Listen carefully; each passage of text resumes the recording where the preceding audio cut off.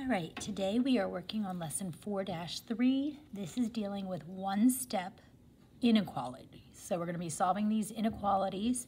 We're going to look at multiplication and division.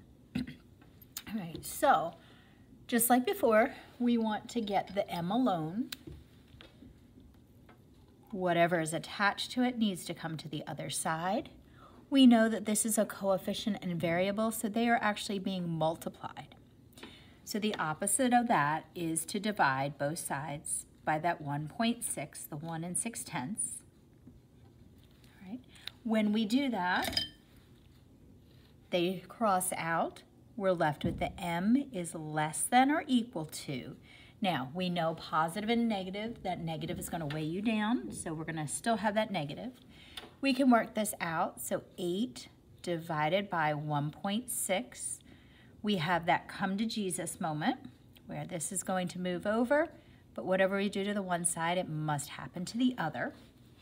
And then 16 times what gives us 80. So if we try that, 6 times 5 is 30, 5 times 1 is 5, plus 3 is that 80. So it happens 5 times. So this answer is a -5. All right, now we should be able to graph this. We always set ours up with 0, the positive, and the negative. All right, we know we're starting at -5, and it can equal -5. So because it equals -5, we're going to fill in that circle. So we have a closed circle. Now, m is going to be smaller than -5. So if I go to the 0, is 0 smaller than -5? And no, it's not. So that means we're not going this direction. Instead, we're going this direction. We're going to make sure we fill it in so that everybody can tell what we've written. Okay? So that's the same as what we did when we solved one-step equations before. Nothing has changed. All right, let's look at another example. Let's look at -3q is greater than or equal to 91.5, so 91 5/10. Again, we want to get that q alone. That means that -3 has to come to the other side. Right now, this is being multiplied, so we're going to do the inverse of multiplication, which is we are going to divide. But please remember to take that negative. We don't want our q to be negative. We want the number to take the negative. So we're going to divide both sides by -3. Right? So those go away. We're left with the q. Now we need to work this out. So we can take 3 goes into 91.5. Students are allowed to use calculators, but we can keep their brains working too. 3 goes into 9 3 times, which is 9. We bring down that 1. 3 does not go into 1, so we're going to put up a 0, and now we're going to bring down that 5. 3 does go into 15, and that is 5 times. And that's the end of this. Now we have a positive divided by a negative, so again, it's going to tilt it down. It's going to cause it to go negative.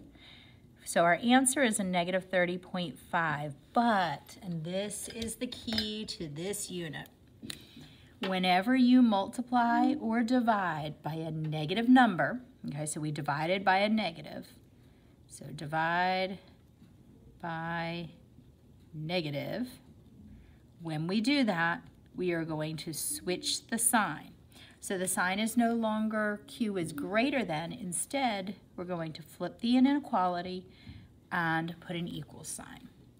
We will be doing a discovery activity to help students see this, but they just do need to memorize that whenever you multiply or divide by a negative number, we are going to flip the sign.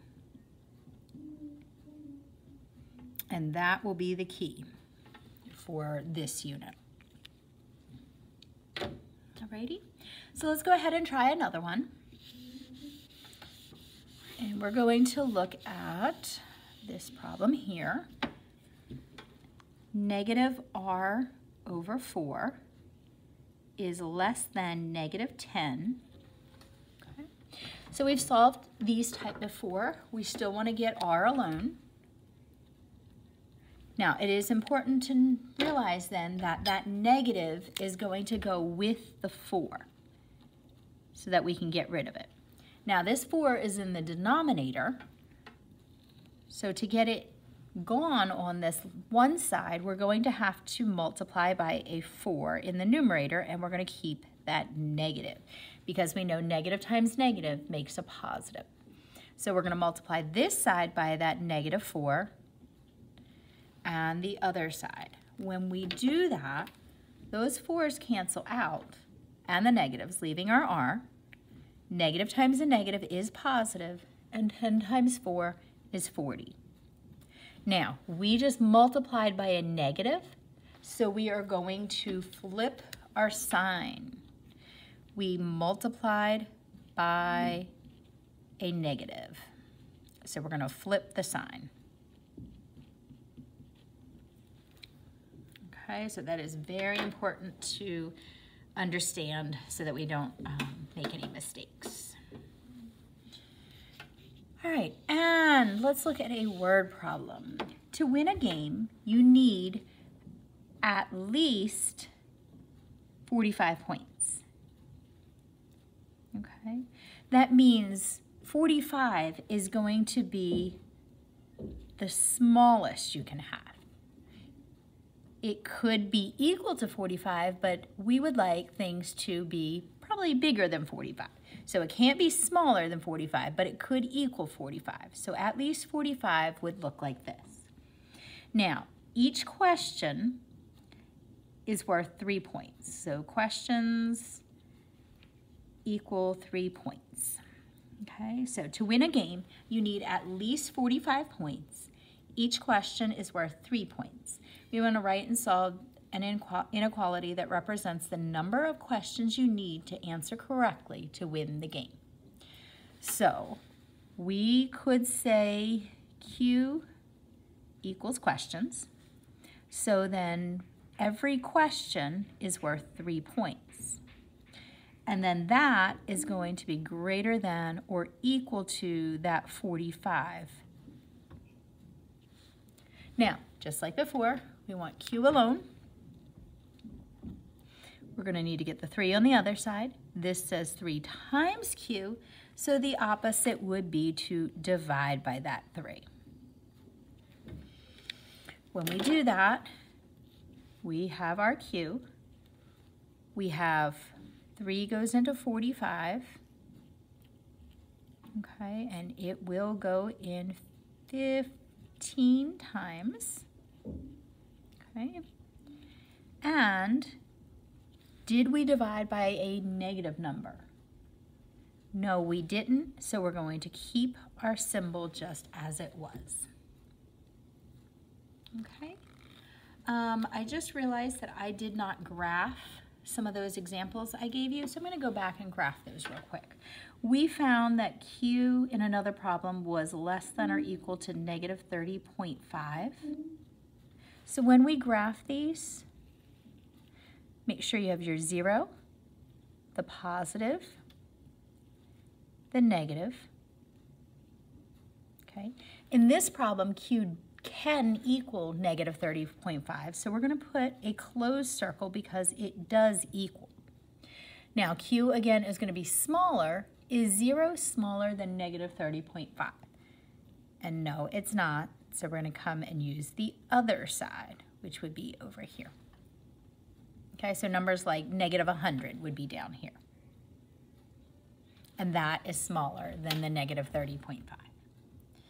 I believe I have also forgot to graph this one, so we found that R was greater than 40. So when we graph this one, we have 0. We're going to put our positive 40. We're going to put our negative 40. Now, can R equal 40? And no, it cannot equal. So it does not equal. So because it doesn't equal, we're going to have an open circle because it does exist around 40, just not on 40. Now this time I want R greater than 40. So is 0 greater than 40? And no, it's not. So we're going to go this direction because I want those big numbers this time. Alrighty? Your challenge problem will be 6n less than 90. So I want you to solve this problem and graph the inequality answer that you get. All right?